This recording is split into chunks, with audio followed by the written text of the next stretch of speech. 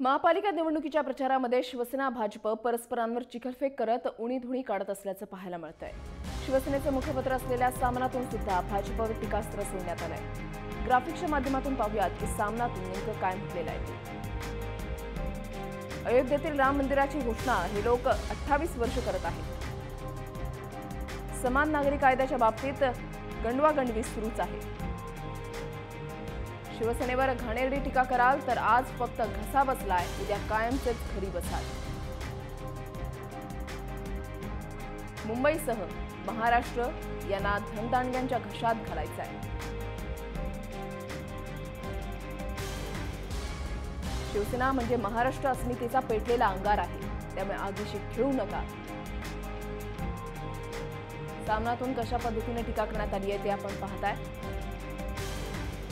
शिवसेना म्हणजे आगीचा लोळ असून टीका करणाऱ्यांची जीभ जाळून टाकेल।